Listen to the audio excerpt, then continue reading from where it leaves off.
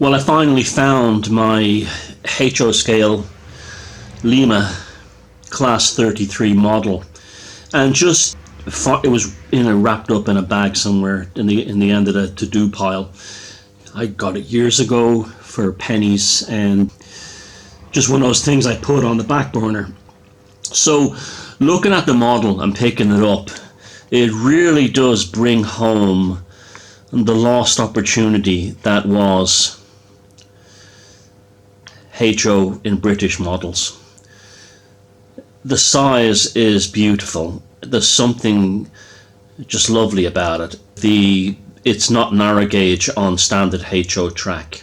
It would be sold in sets by Lima with an oval track, usually an accessory like a level crossing or something, a few wagons or a few coaches, on a 15-inch radius.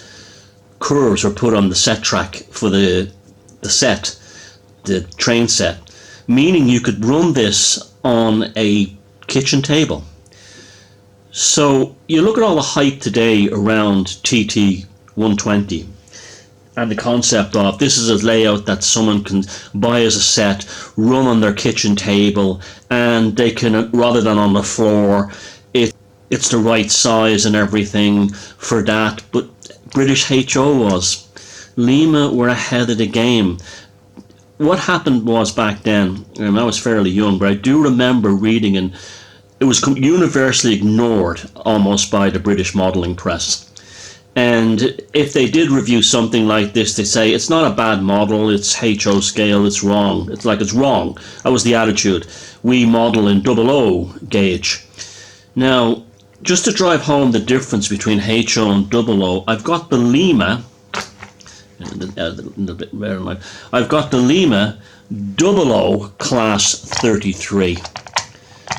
You've seen this run in a video from last year with some ferry fans. What a difference 1/2 of a millimeter to the foot makes. 4 millimeters to the foot, 3.5 millimeters to the foot. Running on the same track. Of course, this is now rendered to be narrow gauge, ostensibly. Now, I don't have a problem with 00 as such. I think it's a great scale for scratch building in. It's because it's that little bit bigger, it makes scratch building a lot, not so much hard work. And this is a beautiful model that Lima came up with, but the difference in size is colossal when you see it.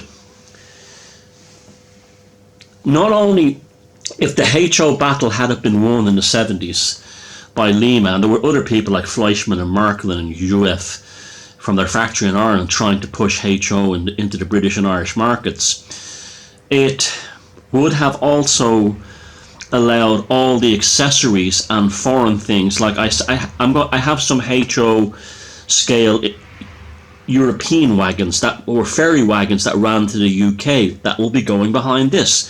So not only would you have had the benefit of a scale that was correct in terms of the track gauge, with British HO you would have had down the road into the future the ability to run all these foreign, not only rolling stock and trains that are now on British railways, but also things like auto vehicles, accessories, buildings. They would all be beautifully in scale and correct. So it was ignored, and it was only Chris Ellis in his magazine Scale Model Trains, and then later called Model Trains International, that came out of Airfix magazine. In the 1990s he ran a series of articles basically saying that British HO was a great loss, and some beautiful models by Malcolm Carlson were shown in these articles in HO conversions. So now I had both of these models as a kid in Irish Rail CIE black and orange colours. Both the HO and the 00 version were released in Ireland. Now it was supposed to mimic an Irish C-class, and in a different window structure. I will show you an Irish Rail, an actual 00 model of an Irish Rail C-class, and you can see the windows, 2 windows at the front, and it's shorter. So it was used as a Kitbash. The 00 version was used as, before models proprietary models came out. This is the Silver Fox one that someone gave me as a gift, running on a Hornby Class 25 chassis. This was often kit-bashed into that for Irish modelers. Before, now every locomotive is available in, on the Irish market, made ready to go. So this is the next project that I'm working on at HO, is to bring this guy into the HO collection for this layout for Arcadia Junction. What have I got to do? Well, the coupler sticks out very far, so I'll have to change that. There is a buffer missing. One of the buffers, this one here, is missing. It was molded in yellow plastic.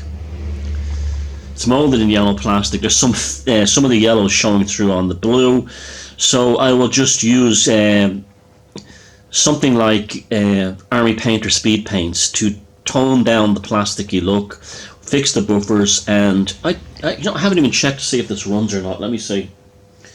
I'm just making the assumption that it doesn't run. Hold on. Oh, it does. Wow, I can't believe that. That Lima motor. Let me see if I can do it from a standing stop. Look at that. It stopped. There it goes. And back. Amazing. That I will give the motor a proper clean out with the jewellery cleaner that running electrically, and I will give it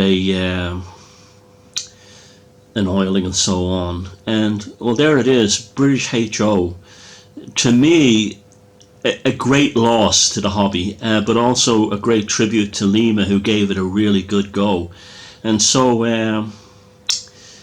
yes, it's just so lovely to hold this. It's not as small as TT. If you look at TT 120 models that have been released by Hornby now, they don't seem much bigger than N-gauge, and you're like, what's the point? I mean, I'm not against TT 120 or anything, but it's like, what's the point? But the idea is, well, you can get more into the layout. You can run, more trains and longer scale length trains on a smaller space.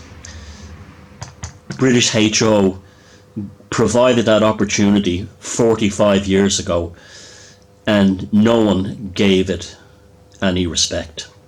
Okay, talk soon.